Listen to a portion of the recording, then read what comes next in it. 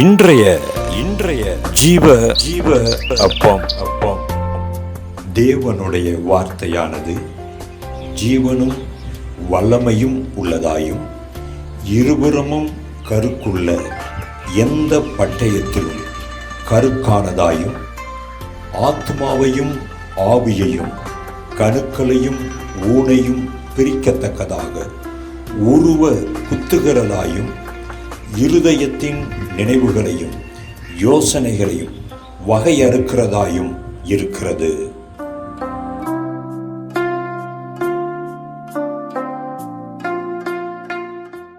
தேவனுக்கே மகிமை உண்டாவதாக. இன்றைய நாள் ஜீவ அப்பம் பகுதியில் நாம் என்னாகமம் 14ஆம் அதிகாரம் 32-33 ஆகிய இரு வசனங்களை தியானத்திற்கு எடுத்துக்கொள்ளலாம். இதில் இந்த வசனத்தில் சொல்லப்படுகிற வார்த்தை, உங்கள் பிரேதங்களோ இந்த வனாந்தரத்திலே விழும், அவைகள் வனாந்தரத்திலே விழுந்து தீருமட்டும் உங்கள் பிள்ளைகள் 40 வருஷம் வனாந்தரத்திலே திரிந்து நீங்கள் சோரம் போன பாதகத்தை சுமப்பார்கள் அப்படின்ற இந்த வசனத்தை பார்க்கிறோம். இஸ்ரவேல் ஜனங்கள் தங்கள் வனாந்தர பாதையில் தங்கள் பிள்ளைகளுக்கு முன்னோடிகளாகவும் வழிகாட்டிகளாகவும் இருக்க வேண்டிய அந்த ஜனங்கள் அந்த தங்கள் பிள்ளைகளுக்கு ஒரு இடரலாகவும் ஒரு தடைக்கற்களாகவும் இருந்ததை தான் நம்ம இந்த வசனத்தில் நம்ம பார்க்குறோம், அதை உணர முடியுது.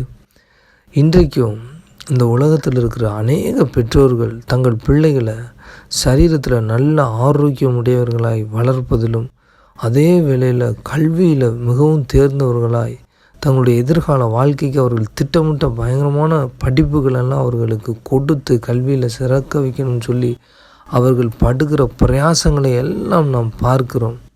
அது அவர்கள் மெனக்கட்டு செய்கிற காரியங்கள். ஆனாலும் கர்த்தர் ஒருவர் இருக்கிறார், அவர் உன்னதமான தேவன், அவர் இந்த உலகத்தை நியாயந்திருக்க போகிறார் அப்படின்ற பகுதியை அவர்கள் அறியாத ஜனங்களாக இருக்கிறார்கள்.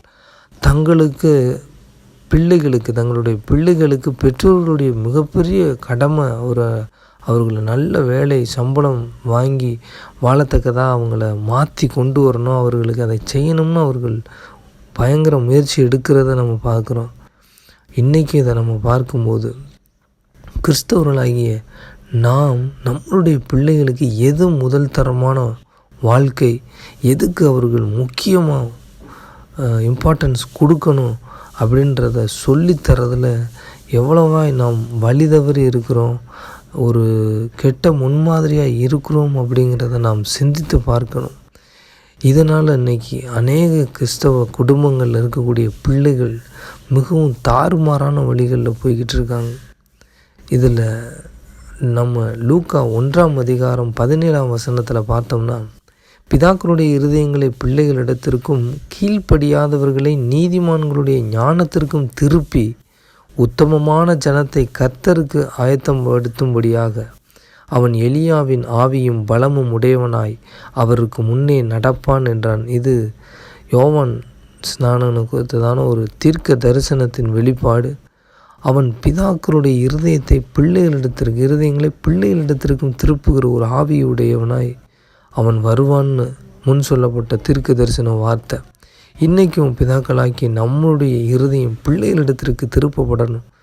நாம் எப்பொழுதுமே பிள்ளைகளுக்கு நல்ல கல்வியை கொடுக்கணும், நல்ல வாழ்க்கை அவர்களுக்கு கொடுக்கணும்னு நினைக்கிற பெற்றோர்களாகிய நாம் அந்த பிள்ளைகள் கர்த்தருக்குள் ஊன்ற கட்டப்படணும். அவர் கிறிஸ்தவ ஜீவியத்தில் அவர்கள் நல்ல ஆவிக்குரிய ஜீவியத்தை பெற்றுக்கொள்ளணும். இன்றைக்கி கடைசி காலத்தில் அநேக ஜனங்கள், அநேக வாலிபர்கள், அநேக எதிர்கால தலைமுறைகளுக்கு நம்மளுடைய பிள்ளைகள் ஒரு ஆசீர்வாதமாக இருக்கணுன்றதில் கவனம் செலுத்துறதில் அது முதல் பகுதி கர்த்தருக்கு கீழ்ப்படுகிற காரியத்தில் கர்த்தருடைய தேவ சித்தத்தை அறிந்து வாழக்கூடிய வாழ்க்கையில் இன்றைக்கி பெற்றோர்களாகி நாம் ரொம்பவும் தரம் குறைந்த ஒரு இடத்துல இருக்கிறோம். நம்மளுடைய குறைவுகள் நம்மளுடைய பிள்ளைகள் இன்னும் கர்த்தரை அறியாதவர்களாய், கர்த்தருடைய அன்பையும் அவருடைய ரட்சிப்பையும் பெற்றுக்கொள்ளாதவர்களாய் சுற்றி திரிகிறதை நாம் பார்க்கிறோம். அதுக்காக அவர்களிடத்தில் அநேக வேளைகளில் வேதத்தை படி, ஜபம் பண்ணு, சபைக்கு போன்னு சொல்லி குத்துறோம், அவர்களை அநேக வேளைகளில் உந்தி தள்ளுகிறோம், அவர்களை ஃபோர்ஸ் பண்ணுறோம். ஆனால் அது நல்லது தான். ஆனாலும் நான் கர்த்தரிடத்தில் எப்படி இருக்கிறேன்?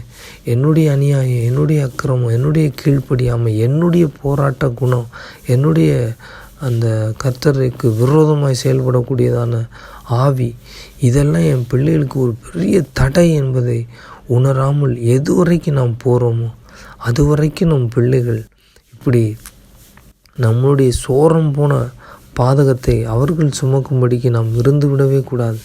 இன்றைய தினத்தில் கர்த்தர் அதில் நம்மளுக்கு பெரிய வெளிச்சத்தை கொடுத்து, உணர்வை கொடுத்து, தேவன் நம்மளுடைய அக்கிரமங்களை மன்னித்து அவரிடத்தில் நாம் சீர்பொருந்தி நம்முடைய பிள்ளைகளுடைய வாழ்க்கையை கட்டும்படிக்கு உதவி செய்வாராக. ஆமேன்.